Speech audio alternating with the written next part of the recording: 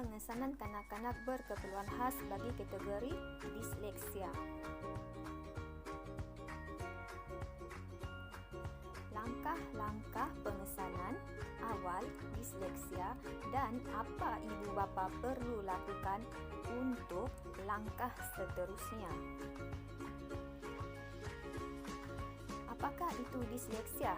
Disleksia, DYS kesukaran, LEXIA perkataan, kesukaran atau ketidakbolehan individu menguasai kemahiran membaca walaupun telah menerima pendidikan yang mencukupi.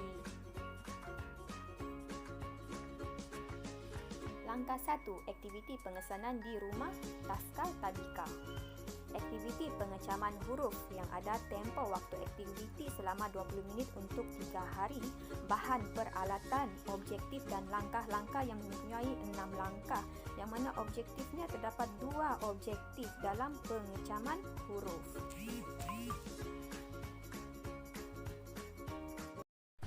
Ini adalah lembaran kerja dalam aktiviti pengecaman huruf.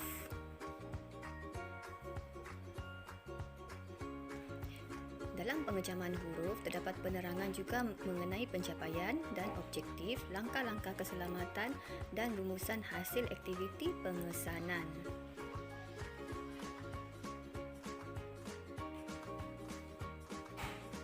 Langkah 2. Pengesanan diagnosis. Diagnosis oleh doktor.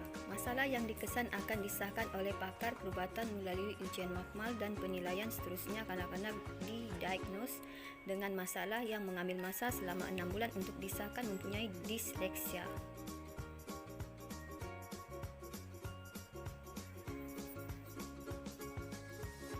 Faktor penyebab disleksia adalah seperti lahir tidak cukup matang, ada ahli keluarga yang mempunyai masalah serupa, kanak-kanak yang ada ADHD dan kanak-kanak yang ada masalah percakapan.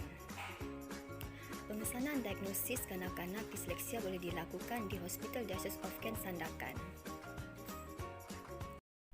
Langkah 3. Tindakan susulan rawatan perubatan dan habilitasi.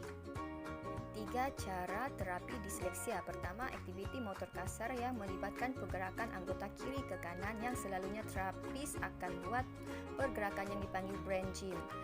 Kedua, aktiviti yang meningkatkan memori kanak-kanak disleksia, contohnya permainan memori gambar menggunakan beberapa kad gambar yang mempunyai 2 kad gambar yang sama. Ketiga, aktiviti membentuk huruf menggunakan do ataupun tracing di atas tepung atau garam. Terapi disleksia di Jabatan Fisioterapi dan Cara Kerja Hospital Diocese of Kent Sandakan, Sabah. Langkah 4. Tindakan susulan pendaftaran kanak-kanak sebagai orang kurang upaya.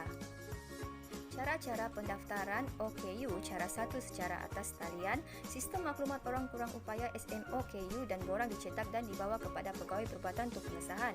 Cara 2 secara manual, borang diambil di pejabat kebajikan dan dibawa ke pegawai perubatan untuk pengesahan dan seterusnya dihantar semula bagi proses pendaftaran.